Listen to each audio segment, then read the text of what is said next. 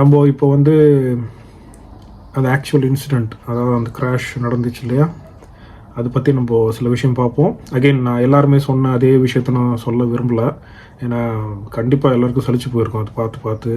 But எவ்வளோ தான் videos பார்த்தாலும் எவ்வளோ தான் கேட்டாலும் நமக்கு கேள்வி இருந்துக்கிட்டே இருக்குது. அதாவது ஒரு பக்கம் வந்து பிளாக் பாக்ஸ் கிடச்சிது அப்படின்னு சொல்கிறாங்க, அப்புறம் வந்து அது டேமேஜ் ஆகிடுச்சு அப்படின்றாங்க, யூஎஸ் காமிச்சிருக்காங்க. அதெல்லாம் என்ன வரப்போகுது, உண்மைன்றது எண்ட் ஆஃப் டே வெளியில் வருமா நமக்கு தெரியாது. இந்த மாதிரி எத்தனையோ விஷயம் நம்ம பார்த்துருப்போம். ஈவன் 9/11 அட்டாக் கூட பார்த்தீங்கன்னா யூஎஸில் இப்போ ரீசெண்டாக கூட அந்த வீடியோஸ் நிறைய இன்டர்நெட்டில் இருக்குது. ஆக்சுவலாக அதாவது ஒருத்தரில் 2 பேரில் எப்படியும் ஒரு 50 பேருக்கு மேலே வீடியோ எடுத்திருக்காங்க. ஹெலிகாப்டர்லேருந்து, ஆப்போசிட் வீடுகள்லேருந்து, ஆஃபீஸஸ்லேருந்து. பக்கத்துலேயே பிளெயின் வந்து இடிச்சிருக்கு. அதாவது நம்ம இவர் இருக்கார்லேயே ஒசாமா, ஸோ அவர் அனுப்பின அந்த பிளெயின்ஸ் வந்து அந்த பில்டிங்கை இடித்து எவ்வளோ ஒரு பயங்கரமான ஒரு விஷயம். அந்த விஷயத்தில் வந்து வெளியில் வரவே முடியல. அந்த மாதிரி ஒரு காட்சி அது. அது எப்படி எக்ஸிக்யூட் பண்ணாங்க, அதாவது ஒரு சின்ன நம்ம ஒரு ஒர்க் பண்ணுறதுக்கே வந்து பர்ஃபெக்டாக பண்ண தான் முடியும். அது அந்தளவுக்கு பர்ஃபெக்ட் பிளானிங்கோட, அது ஏதோ ஒரு உள்குத்து தான் அது நிறைய பேர் சொல்கிறாங்க அது இட்ஸ் அ பிக் செட்டப் அப்படின்னு. எப்படியோ பண்ணிட்டாங்க. அது பண்ணிவிட்டு எவ்வளோ, ஆனால் இதில் எண்ட் ஆஃப் டே வந்து இறந்து போகிறது பொதுமக்கள். அவங்க எவ்வளோ கஷ்டப்பட்டு முன்னுக்கு வந்திருப்பாங்க. அவங்களால ஒரு நொடியில், இன்னும் சொல்ல போனால் லெஸ் தென் அ செகண்ட் வந்துட்டு அவங்க லைஃப்லாம் வந்து ஒன்றுமே இல்லாமல் ஆயிடுது அப்படின்னா அது ஒரு விதமான ஒரு பலி கொடுக்குற மாதிரி, ஒரு சாக்ரிஃபைஸ் மாதிரி தான் அது ஹிஸ்ட்ரியிலேயே ரொம்ப மோசமாக நடந்த ஒரு விஷயம். அதாவது இந்த போரில் இறந்து போகிறது அதெல்லாம் தாண்டி பக்காவாக பிளான் பண்ண ஒரு அட்டாக் தான் இந்த 9/11ன்றது. ஆனால் அதுக்கு அடுத்து இப்போது நம்ம இந்தியா வந்துட்டு ஆல்மோஸ்ட் போட்டு ஒரு விஷயம் பண்ண மாதிரி ஆயிடுச்சு. இப்போது இது இந்த பர்டிகுலர் கிராஷ் வந்து ஏன் ஹிஸ்டாரிக்கல், அதாவது சரித்திரத்திலேயே நடக்காத ஒரு விஷயம். It's not just India's problem, உலகத்தில் எல்லாருக்குமே வந்து பேசப்படுற, இனிமே பேசுவாங்க இதை பற்றி. Everybody is talking about it. எனக்கே நிறைய ஃபார்வர்ட்ஸ் வருது. நம்ம இந்த வெள்ளைக்காரங்க ஃப்ரெண்ட்ஸ் இருக்காங்க, அவங்களாம் அனுப்புகிறாங்க, தெரியுமா இந்த மாதிரி ஆச்சு, இந்த மாதிரி இறந்துட்டாங்க தெரியுமா அப்படின்லாம் சொல்கிறாங்க. ஆனால் அவங்க யாருக்குமே என்ன டீட்டெயிலும் ஒன்றுமே தெரியாது. அவங்களுக்கு தெரிஞ்சது என்னென்னா லைஃப் போயிடுச்சு, லைஃப் வந்து ரொம்ப ரொம்ப ஃப்ராஜில், அதாவது சும்மாவே வந்துட்டு ஒரு நொடியில் நம்ம வாழ்கிற வாழ்க்கைக்கு வந்து எந்த கேரண்டியும் கிடையாதுன்ற மாதிரி அவங்க வந்து ஃபார்வர்ட்ஸ் அனுப்புறது, கடவுளை தேங்க் பண்ணுறது எல்லாம் பண்ணுறாங்க. பட் என்ன நம்ம மிஸ் பண்ணுறோம் அப்படின்னா, நான் வந்து மேக்ஸிமம் நான் சொல்லுவேன் இந்த மாதிரி, ஓகே இது வெறும் உங்களுக்கு நியூஸ் மட்டும்தான் தெரியும், பட் ஆக்சுவலாக வந்து நிறைய விஷயம் தெரியாமையே இருக்காது. தெரியுமா உங்களுக்கு, ஒருத்தர் வந்து அதுலேருந்து வெளியில் நடந்து வந்தார் தெரியுமா, ஒன்றுமே ஆகாமல் அப்படின்லாம் நான் வந்துட்டு அவங்களுக்கு எக்ஸ்பிளைன் பண்ணுவேன்.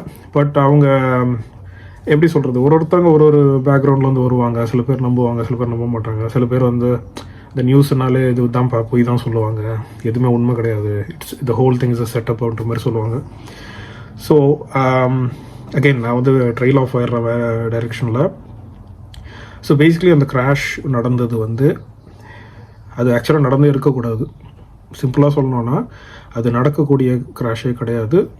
Not because it is air India or any other flight. ஏன் அப்படின்னா எல்லாமே செக் பண்ணிட்டு தான் அவங்க அனுப்பியிருக்காங்க. அனுப்புகிறப்போ வந்து நல்ல எக்ஸ்பீரியன்ஸ்டான pilots and co pilot. It's just another day. சிம்பிளாக சொல்லணும்னா, இப்போ நான் வேலைக்கு போயிட்டு வரேன், ஒரு நாளில் என்ன நடக்கும், நான் ட்ரெயின் ஏறணும், அங்கே போய் பஸ்ஸு பிடிக்கணும், நடக்கணும், வேலை பண்ணிவிட்டு ரிட்டன் வரணும், சேம் ப்ரொசீஜர். இந்த மாதிரி ஒரு ரொட்டீனான ஒரு வேலை தான் அது. அந்த மாதிரி வந்துட்டு போகிற ஒரு ஃப்ளைட்டு தான் அது. அப்போ எல்லாத்தையும் செக் பண்ணிட்டு தான் அவங்க போயிருக்காங்க. அப்போ போகிறப்போ வந்து நீங்கள் அந்த வீடியோ பாருங்கள், 2 வீடியோஸும் பாருங்கள். மெயினாக அந்த டேக் ஆஃப் வீடியோ கொஞ்சம் ரொம்ப பிக்சலேட்டடாக இருக்கும். அது ஐ திங்க் ஏர்போர்ட்லேருந்து எடுத்திருக்காங்க கேமராஸில். அது எப்படி அந்த டேக் ஆஃப் பண்ணுறப்போ ஒரு 12 செகண்டு கூட கிடையாது அவங்களுக்கு. இந்த ரன்வே முடிச்சுட்டு, சொல்லப்போனால் அவங்க ரன்வே தாண்டி 300 ஃபீட் எக்ஸ்ட்ராவாக போயிருக்காங்கன்னு சொல்கிறாங்க புதுசாக. நமக்கு தெரியல அது, ஏன்னா அந்த கேமராவில் வந்து நம்ம பெருசாக நம்ம அசஸ் பண்ண முடியல. மேபி அவங்க சொல்கிற நம்ம நம்பி தான் ஆகணும். ஸோ அது கிளைம்ப் ஆகிறப்போவே வந்து அது ரொம்ப தூரம் தள்ளி தான் போய் கிளைம்ப் ஆகிருக்கு. அதாவது அந்த மேலே இப்படி ஏறுறப்போ வந்து முன்கூட்டியே காற்றுல பறக்க வேண்டியது கொஞ்சம் தள்ளி தான் பறந்துருக்கு. ஸோ அது first warning. So something is ராங்குன்ற மாதிரி. பட் அது என்ன சொல்கிறாங்கன்னா, அது இட்ஸ் ஓகே, அது ஒன்றும் பெரிய விஷயம் கிடையாதுன்ற மாதிரி நம்ம எக்ஸ்பர்ட் சொல்கிறாங்க. பட் எனக்கு தெரிஞ்சு அந்த மாதிரி நான் கேள்விப்பட்டதே கிடையாது. அந்த ரன்வே இருக்கும், ரன்வே வந்து முடியறதுக்குள்ளேயே தான் அது ஃப்ளைட் ஏறும். இல்லை அப்படின்னா சம்திங் ஒரு செகண்ட் டிலே ஆச்சுன்னா கூட நீங்கள் போகிற ஸ்பீட் அது எத்தனையோ மைல்ஸ் பர் ஹவர் போகும். அந்த ஸ்பீடில் நீங்கள் ஏறுறது தான் அங்கே விஷயமே. எந்த ஒரு ஏர்க்ராஃப்டாக இருந்தாலும் சரி, எக்ஸப்ட் ஹெலிகாப்டர். அந்த ரன்வேல ஓடுறப்பவே வந்து எப்படி சொல்கிறது, ஒரு 80% 90% கடந்து அந்த லென்த்லேயே நீங்கள் வந்து ஃப்ளை ஆகணும். எண்டு வரைக்கும் போயிட்டீங்க இல்லை தாண்டி போயிட்டீங்கன்னா it self means something is wrong. அது ஃபஸ்ட்டு வார்னிங்கு. நான் அடுத்து அவங்க ஃப்ளை பண்ணிவிட்டு வித்தின் ஃபியூ செகண்ட்ஸ். ஸோ இது நம்ம வந்து 2 விதமாக பிரிக்கலாம். ஒன்று, வண்டி வந்துட்டு அந்த டாக்ஸி அப்படின்வாங்க இல்லையா, அந்த ரன்வேக்காக சுற்றிட்டு வரோம்.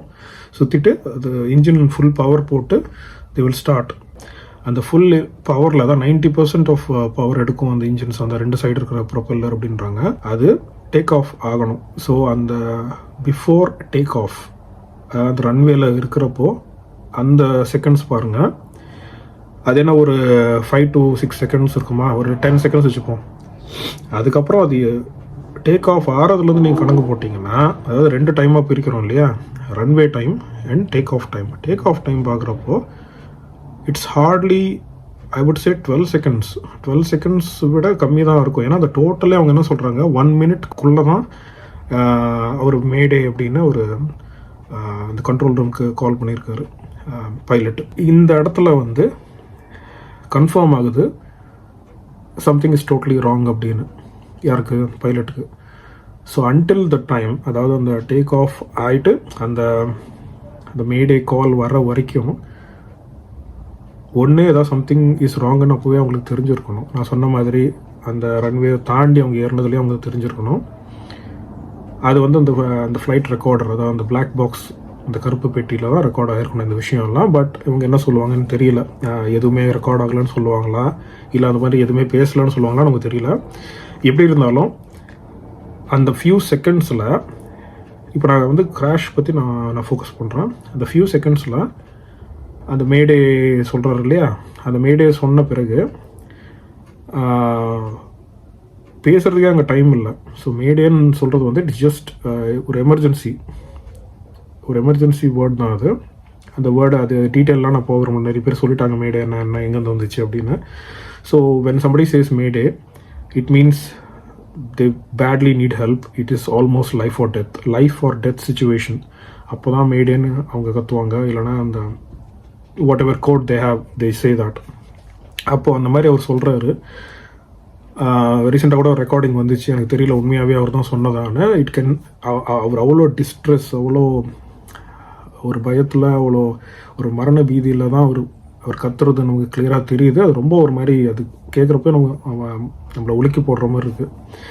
So he's shouting mayday மேடே.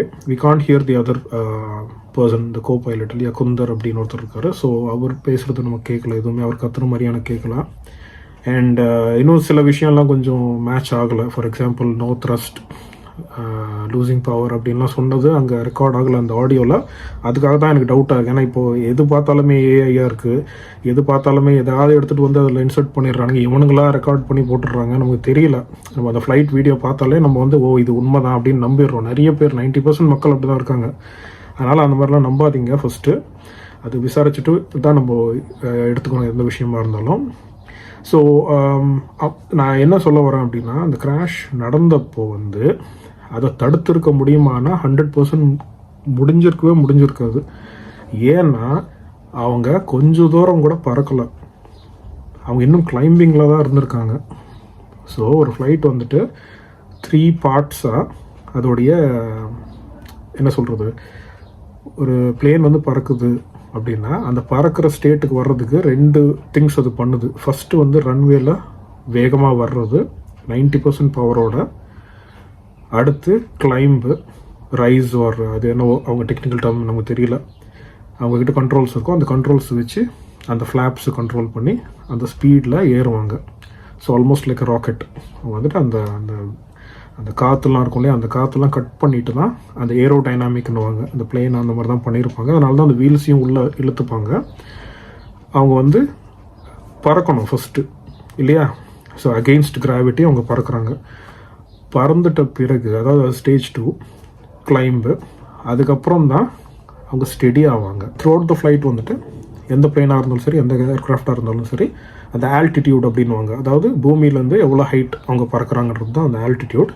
அது வந்து ஏறவும் செய்யும், இறங்கவும் செய்யும், depending on the weather, depending on various other factors. So அவங்க வந்துட்டு பட் அவங்க மறுபடியும் இப்படி, அதாவது இன்க்ளைன்னா இப்படி இப்படி போகிறது, இந்த மாதிரி திரும்ப போக மாட்டாங்க. ஒரே ஒரு வாட்டி தான் அந்த மாதிரி நடக்கும். when they are climbing and when they are landing, திரும்ப லேண்ட் ஆகிறோம் அவங்க அதே மாதிரி நீங்கள் பார்த்துருப்பீங்கன்னு நினைக்கிறேன் நிறைய படத்தில். அந்த பின்னாடி வீல்ஸ் தான் ஃபஸ்ட் லேண்ட் ஆகும், அதுக்கப்புறம் தான் அதாவது வித்தின் ஒரு 1 or 2 seconds டிஃப்ரென்ஸோட அது இறங்கும். அப்படியே ஃப்ளாட்டாக இறங்குனா கிராஷ் ஆகிடும். அதே மாதிரி நோஸ் டைவ் அப்படின்வாங்க. நோஸ் டைவ்னா அந்த ஃப்ரண்ட் சைடு இப்படி இறங்கிச்சுன்னா அதுவும் டேஞ்சர் தான். ஸோ இந்த மாதிரி நிறைய விஷயங்கள் இருக்குது. எவ்வளோ இயர்ஸ் ஆஃப் ரிசர்ச் இந்த ரைட் ப்ரொசஸ்லேருந்து எல்லாமே வந்து இவ்வளோ தூரம் நம்ம அட்வான்ஸ்டாக சொல்லப்போனால் இந்த பிளேன் வந்து பயங்கர அட்வான்ஸ்டு, இதுலேயே எல்லாமே இருக்குது அப்படின்லாம் வேறு சொல்கிறாங்க. அப்படி இருக்கிற ஒரு பிளேன் வந்து கிராஷ் ஆகிருக்குன்னா ஃபஸ்ட்டு எனக்கு வர்ற டவுட் வந்து இது something wrong with the flight itself. கண்டிப்பாக இது பைலட்டாக இருக்கிறதுக்கு சான்ஸ் கிடையாது, ஏன்னா அவங்க ஹைலி எக்ஸ்பீரியன்ஸ்டு. செகண்ட் திங், வெதராக இருக்கிறதுக்கு சான்ஸ் கிடையாது, ஏன்னா it was a sunny weather, எல்லாமே இட்ஸ் குட் ஃபார் ஃப்ளைட் எல்லாமே சொல்லிட்டு தான் அவங்க எடுக்கிறாங்க, இல்லைன்னா எடுத்துருக்கவே மாட்டாங்க. அப்புறம் அந்த fuel, again I'm not an expert இந்த பிளேன் ரிலேட்டட் விஷயத்தில், நான் வந்து எக்ஸ்பர்ட் கிடையாது. அதுக்கு நிறைய பேர் வீடியோஸ் போட்டிருக்காங்க. நான் வந்து ஒரு பேசஞ்சராக எனக்கு தெரிஞ்சு எனக்கு இருக்கிற கொஞ்சம் அறிவோட நான் சொல்கிறேன். அந்த சயின்ஸ் அண்ட் டெக்னாலஜி என்ன இருக்கோ அதை வச்சு நான் சொல்கிறேன். ஸோ ஒரு ஃப்ளைட் வந்து பறக்கிறதுக்கு நிறைய விஷயங்கள் வந்து கன்சிடர் பண்ண வேண்டியதாக இருக்குது. இன்னொன்று, ஃபுல்லாக வந்து அவங்க இன்ஸ்பெக்ஷன் பண்ணிவிட்டு ஓகே பண்ணால் தான், அதாவது இன்ஜினியர்ஸ் இருப்பாங்க ஆன் த கிரவுண்ட், அவங்க எல்லாத்தையும் செக் பண்ணால் தான் ஃப்ளைட்டே ஓகே ஆகும், அவங்க கிளம்பலாம். ஸோ எல்லாமே ப்ராப்பராக இருந்திருந்தால் தான் அவங்க ஓகே கொடுத்துருப்பாங்க. அன்லெஸ், அகெயின் இங்கே தான் வந்து நம்ம கொஞ்சம் யோசிக்கணும். அகெயின் நான் யாரையுமே வந்து ப்ளேம் பண்ணல, நான் யோசிக்கிறேன் எப்படியெல்லாம் இது நடந்திருக்கலாம் அப்படின்னு. மேபி அது வந்து இந்த இன்ஸ்பெக்ஷன் பண்ணவங்க, ஏன்னா நம்ம எவ்வளோ படம்லாம் பார்க்குறோம். ஸோ சம்டைம்ஸ் ரொம்ப பயங்கரமான பிளானிங்கெல்லாம் பண்ணிட்டு ஒரு பெரிய விஷயத்த பண்ணணும்னு அவசியம் இல்லை. சிம்பிள் திங்ஸு, அந்த நம்பிக்கை அப்படின்ற ஒரு விஷயத்தை வச்சு எவ்வளோ பெரிய ஒரு விஷயமா இருந்தாலும் அதை வந்து ஒன்றுமே இல்லாமல் ஆக்கிட முடியும். அதாவது நம்மளை வந்து ஒருத்தவங்க நம்பிட்டாங்க அப்படின்னா, இப்போது நான் ஒரு விஷயத்தில் எக்ஸ்பர்ட்னா, என்னை வந்து ஒரு பர்டிகுலர் குரூப் இல்லைனா ஒரு ஆர்கனைசேஷன் என்னை நம்பிட்டு என்கிட்ட ஒரு விஷயத்தை தராங்க, நீ பண்ணுப்பா, நீ பார்த்துக்கோ அப்படின்னு. அந்த நம்பிக்கையை நான் வந்து மிஸ்யூஸ் பண்ணுறதுக்கு சான்ஸ் என்கிட்ட இருக்குது. ஏன்னா இப்போது நான் வந்து ஒரு ஹேக்கரோ இல்லை யாராவது நினச்சிக்கோங்க, அப்போ வந்து ஹேக்கிங் பற்றி அந்த வேலை கொடுக்குற அவனுக்கு ஒன்றுமே தெரியாது, அவன் ஜஸ்ட் அந்த ஒர்க்கை தான் கொடுக்குறான், நம்புகிறான் கொடுக்குற காசுக்கு அவன் வேலை பண்ணுவான் அப்படின்னு.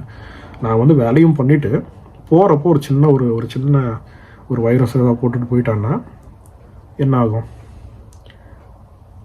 அவனால் ஒன்றுமே பண்ண முடியாது, நான் தான் பண்ணேன்னு கூட அவனால் சொல்ல முடியாது.